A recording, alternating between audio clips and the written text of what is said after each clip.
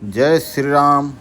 आज हम आप सबको श्री राम की मर्यादा और सरयू के प्रवाह आज दोनों के बारे में हम बात करने वाले हैं। राम जी अयोध्या से वन गमन के लिए जब निकले तो सबसे पहले वो अयोध्या में ही एक छोटी सी नदी है जिसका नाम है तमसा। सबसे पहले तमसा नदी के तट पर पहुँचे और तमसा नदी को पार करने के बाद वे निषाद राज के क्षेत्र में प्रवेश किए, जो श्रृंगवेरपुर आधुनिक प्रयागराज में पड़ता है। श्रृंगवेरपुर गए, उसके बाद निषाद राज से इनकी मित्रता थी और निषाद राज जी के यहाँ एक रात बिताने के बाद फिर निषाद राज जी उनको गंगा पार करा करके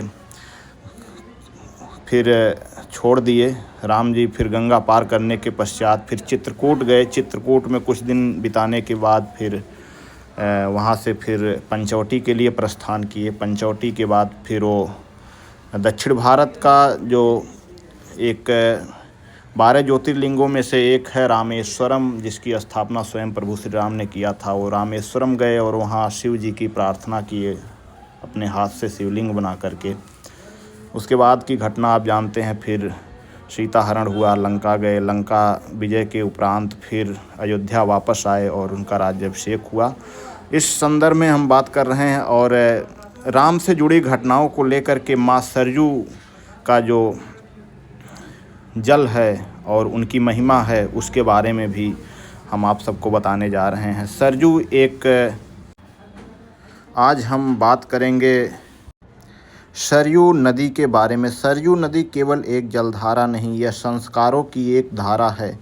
इसी सरयू तट पर राम ने अपने जीवन की अनेक महत्वपूर्ण घड़ियां बिताई। सरयू का शांत और प्रवाहमान जल हमें सिखाता है कि बिना शोर किए भी जीवन कैसे जिया जाता है। आज जब नदियां प्रदूषण का शिकार हैं, सरयू हमें प्रकृति के प्रति अपनी जिम्मेदारी याद दिलाती है।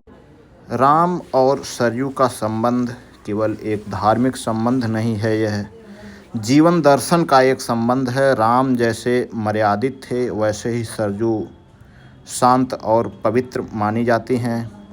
राम का जीवन सरयू के प्रवाह जैसा था, सादा, स्पष्ट और सतत। आज भी जब सरयू तट पर आरती होती है तो ऐसा लगता है कि मानो राम की मर्यादा आज भी जीवित है। और अब आधुनिक सरयू तट जो है वो काफ़ी बदल चुका है। लोग आते हैं यहाँ पे और सेल्फ़ी के लिए सेल्फ़ी पॉइंट बनाए गए हैं। यहाँ पे देखिए लोग मजीरा बेचते हैं कीर्तन करने के लिए। अनेक प्रकार के रोज़गार जो है अयोध्या में सृजन हुआ है श्री राम मंदिर के उद्घाटन के बाद। और घाट को भी काफ़ी स्वच्छ और नगर निगम के द्वारा लगातार साफ़ सफाई होती रहती है। आज का समाज तेज़ी से आगे बढ़ रहा है लेकिन मर्यादा को थोड़ा सा पीछे छोड़ती जा रही है। राम हमें सिखलाते हैं कि आधुनिक बनो लेकिन मूल्यों को मत छोड़ो। सरयू हमें सिखाती हैं कि विकास करो पर प्रकृति को नुकसान मत पहुंचाओ। अगर हम राम की मर्यादा और सरयू की पवित्रता दोनों को समझ लें तो समाज स्वतः ही संतुलित हो जाएगा।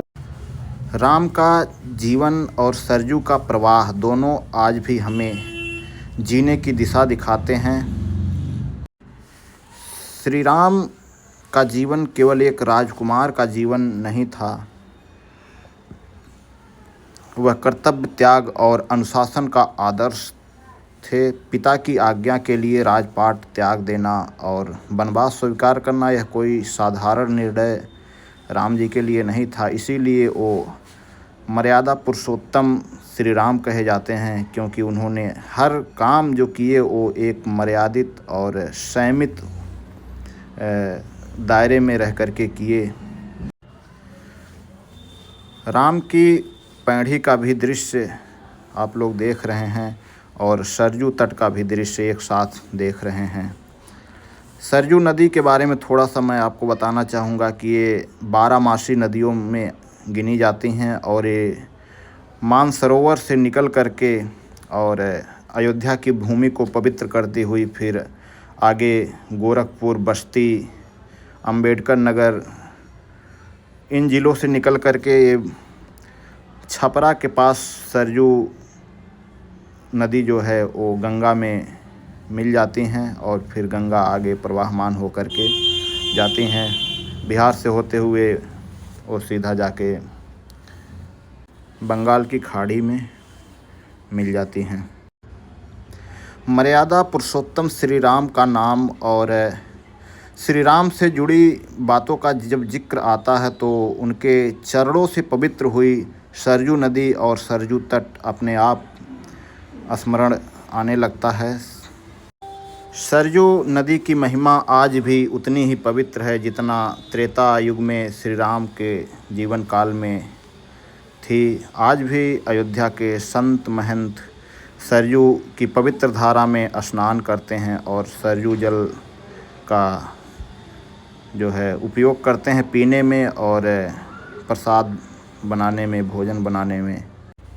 सरयू नदी में अत्याधुनिक बोटें संचालित होती हैं जिसमें नाविक लोग नौका विहार करवाते हैं श्रद्धालुओं को और नाव के माध्यम से ही जितने भी सरयू के घाट हैं उनका भी दर्शन करवाते हैं और सरयू मैया का भी दर्शन करवाते हैं। ये लोग भी बहुत ही सराहनीय कार्य कर रहे हैं अयोध्या में रह कर के। और जो भी श्रद्धालु आते हैं, अगर संयोग से कोई श्रद्धालु सरयू के बहाव में डूबने लगता है तो उसको भी समय रहते रेस्क्यू करते हैं, सहयोग करते हैं प्रशासन का। बहुत ही अच्छा इन लोगों का वर्क है।